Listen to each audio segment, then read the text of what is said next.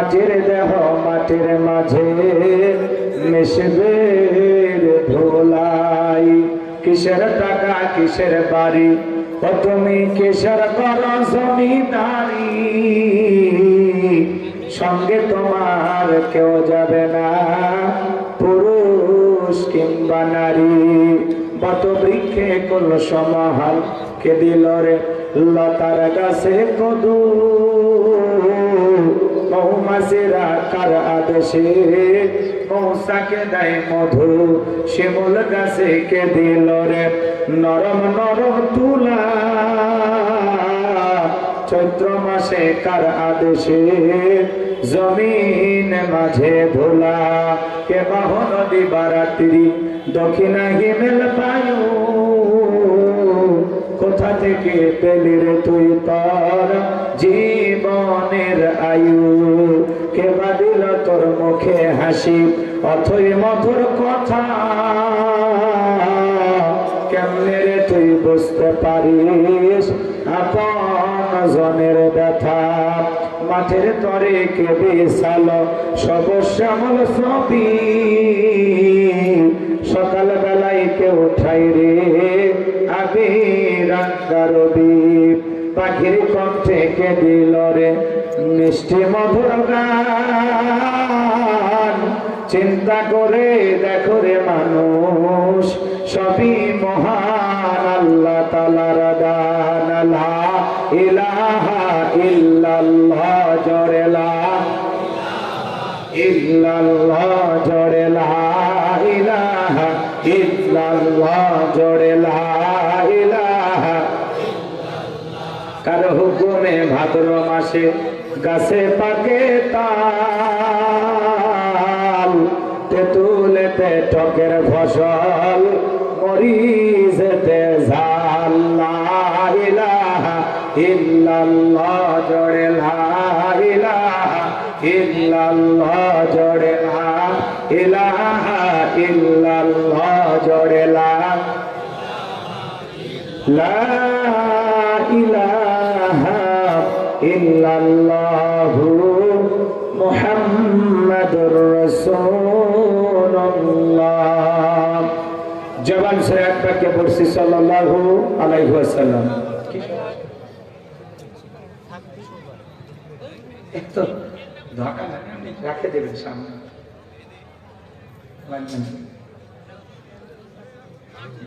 বাংলাদেশের ঐতিহ্যবাহী নাটোর জেলা নলডাঙ্গা থানার অন্তর্গত হাপুনিয়া কেন্দ্রীয় গোরস্থান সংলগ্ন উচ্চ বিদ্যালয় ও কলেজ মাঠে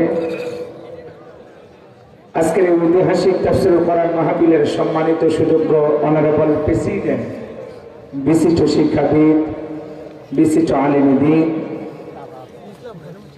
জনাব হযরত মাওলানা মোহাম্মদ আজিমউদ্দিন সাহেব জামাত বারাকাতুল আলিয়া, আল্লাহ পাক তার গোলামকে হায়াতে তৈয়বা সেহতে কুল্লি দান করুন, সকলে বলুন আমিন।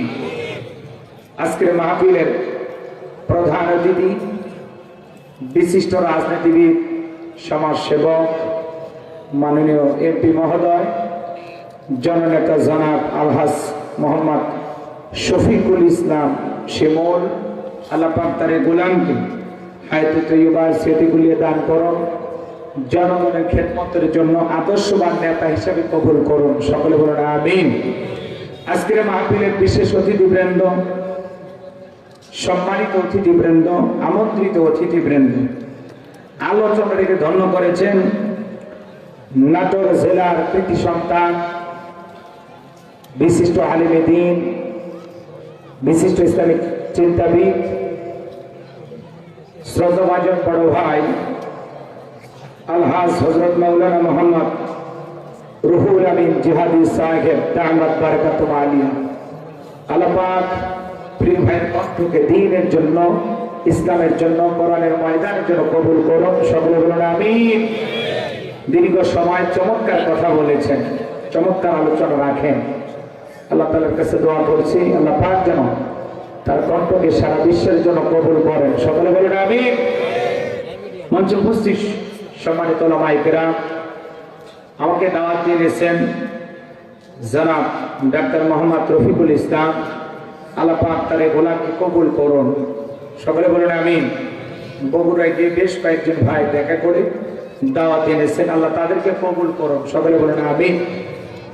আমার সামনে বসা পিতৃ সমতুল্য মুরব্বী বাবাজিরা, কলিজার টুকরা প্রাণপ্রিয় যুবক ভাইরা, ছোট ছোট সোনা মানিকেরা, পর্দার আড়ালের সম্মানিত অবলা সরলা আবেদা সালেহা মা ও বোনেরা, প্রশাসনের সম্মানিত পুলিশের ভাইরা, বিবির ভাইরা, জাতির বিবেক, প্রিয় সাংবাদিক বন্ধুগণ, বিভিন্ন রাজনৈতিক দলের সম্মানিত নেতা কর্মী ভাইরা, সবাইকে আরেকটিবার সালাম দিচ্ছি।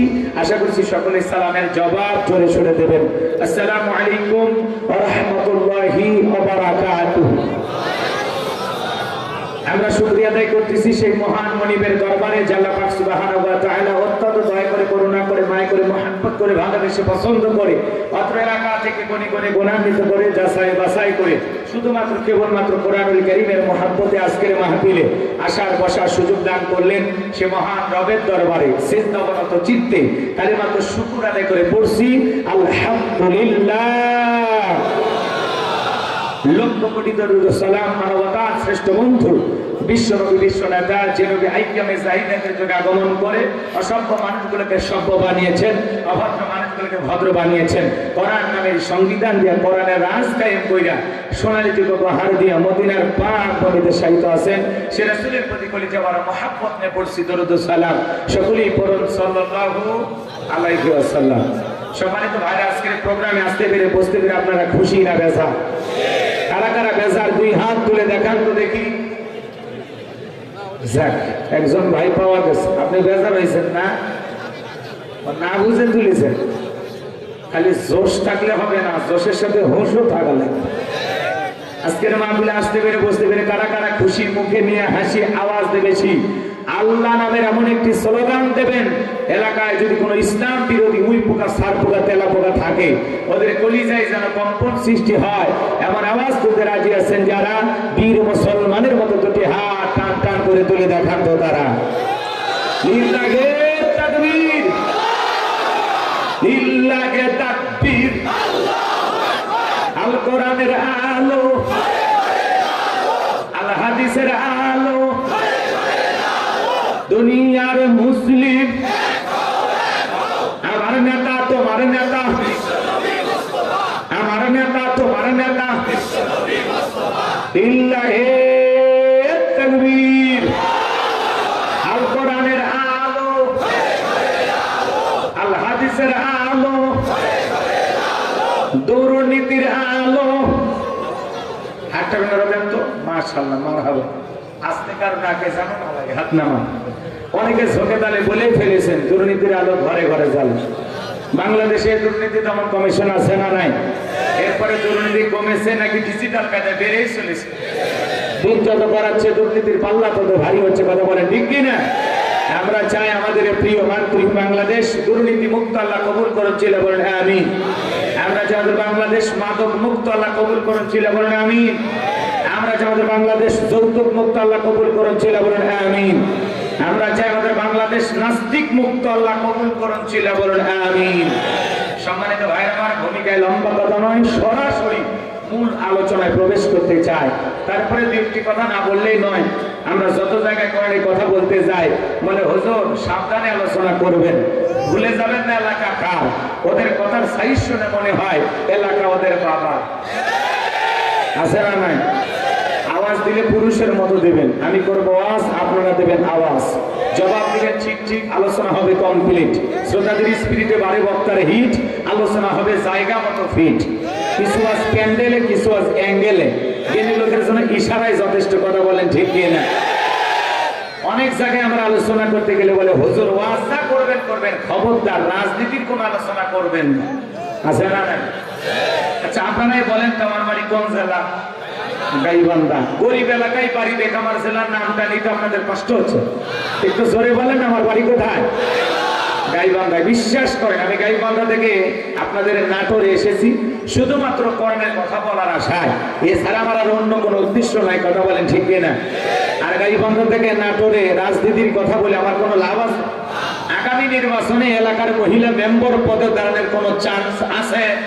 তাহলে আমি কেন এখানে রাজনীতি করব? যদি করাই লাগে নিজের এলাকায় বাঁধাই করবো, কথা মানে ঠিক কি না? এই জন্য আপনারা টেনশন মুক্ত থাকবেন। আমি আপনাদের কথার সাথে একমত। আমি বাংলাদেশের রাজনীতিক কোনো দলের বক্তা না, আমি রাজনীতিক কোনো বক্তব্য দেব না। I will not any political art because I am not a leader of any political party. কারণ এখানে সব দলের লোক আছে না নাই? এখানে বসে আছেন আওয়ামী লীগ, বিএনপি, জাতীয় পার্টি, জামাত ইসলাম, জাসদ, বাসদ, চরমান, আশিদ, জামদিকে, ফুরফুরা, হাটহাজারী ওলামা নিজামাত, তাবলীগ, পাবলিক, ওলামালী, গণফোরাম, সুসমাজ, বিকল্পধারা, এলজিবিটি, আমরা সমিতি, ভিভিল সোসাইটি, 4 দল, 14 দল, 38 দল, 20 দল, ব্যবস্থা বেনে বাংলাদেশ কংগ্রেস পর্যন্তই থাক। আবার ভিপি নূরের আছে গণ অধিকার পরিষদ, তৈমুর চাচা খুলেছিল তৃণমূল বিএনপি, চাচা এখন কান্দে, চাচার হাতে পুলে ধরায় দিছে, কথা কোন ঠিক না? এত দলীয় লোক সেখানে, আমি কি বোকা দলীয় আলোচনা করব? এই দিক থেকে যদি একটা দলের লোক গুটা মারে, ওই দিক থেকে আর একটা দলের লোক থানায় টেলিফোন করে, আমি হুজুরের অবস্থা ভালো না খারাপ? অতএব আজকের মাহফিলে বাংলাদেশের রাজনীতি নিয়ে কোন আলোচনা করা হবে? বলেন, বাংলাদেশের রাজনীতি নিয়ে কোন আলোচনা করা হবে না। তবে হ্যাঁ, আমি যদি কোন রাজনৈতিক বক্তব্য দেই, এই পৃথিবীর শ্রেষ্ঠ রাজনীতিবিদ, শ্রেষ্ঠ রাষ্ট্রনায়ক, শ্রেষ্ঠ রাষ্ট্রপতি, শ্রেষ্ঠ সেনাপতি, শ্রেষ্ঠ বৈজ্ঞানিক, শ্রেষ্ঠ দার্শনিক, শ্রেষ্ঠ বাবা, শ্রেষ্ঠ নানা, শ্রেষ্ঠ স্বামী, শ্রেষ্ঠ আদর্শ, শ্রেষ্ঠ মহামানব রহমাতুল আলামিনের মদিনার আদর্শের রাজনীতির কথা বলবো। আমি যদি কোন রাজনৈতিক বক্তব্য দেই, খলিফাতুল মুসলিমিন আমিরুল মুমিনিন হযরত ওমর ফারুকের আদর্শের রাজনীতির কথা বলবো। সেই ওমর ফারুক আল্লাহর জমিনে আল্লাহর আইনকে প্রতিষ্ঠিত করতে গিয়ে নিজের কলিজার টুকরা ছেলেকে পর্যন্ত ছাড় দেয় নাই, কথা বলেন ঠিক না? সেই মদিনাওয়ালার আদর্শের রাজনীতির কথা শোনার পর আপনার জন্য আবার চুলকে নিয়ে আরম্ভ না হয়, কারণ কোরআন হাদিসের হক কথা সবার পেটে হজম হয়। আপনারাই বলেন তো, সুদ করে সামনে যদি সুদের বিষয়ে আলোচনা করা হয়, ও কি নাটোরের কাঁচাগুলো নিয়ে এসে বলবো হুজুর হ্যাঁ করেন একটু মিষ্টি খান, নাকি বলবে এই হুজুর এসে সুদের ওয়াজ কইরা আমার সুদের ব্যবসায় লাল বাতি জ্বালাইছে, কথা বলেন ঠিক কি না? যারা ঘুষ খায়, দুর্নীতি করে, হারাম খায় ভুড়ি বানাইছে, 26 মাসের গর্ভবতী, ওদের সামনে ঘুষের আলোচনা করলে খুশি না বেজা?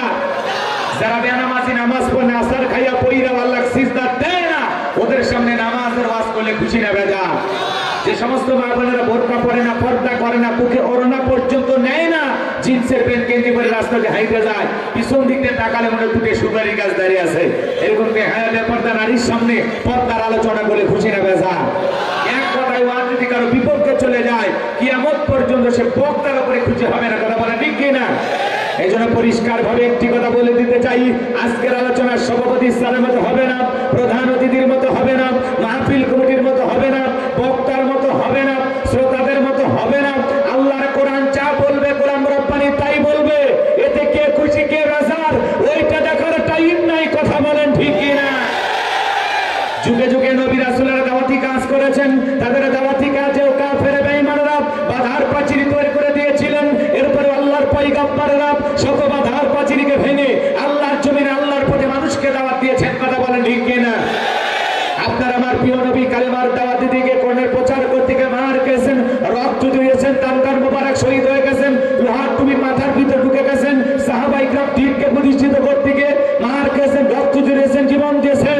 ও বাংলার মুসলমান, 1971 সালে এদেশের মাটির জন্য, এদেশের স্বাধীনতার জন্য আপনার আমার পূর্বপুরুষেরা যদি রক্ত দিতে পারেন, জীবন দিতে পারেন, প্রয়োজন যদি হয় আল্লাহর জমিনে আল্লাহর দ্বীনকে প্রতিষ্ঠিত করতে গিয়ে, কোরআনের সমাজ কায়েম করতে গিয়ে নবীদের মতো, সাহাবায়ে কিরামদের মতো বুকের তাজা রক্ত দিতে হয়, কারা কারা দিতে রাজি? তুই হাত তুলে আল্লাহকে দেখা।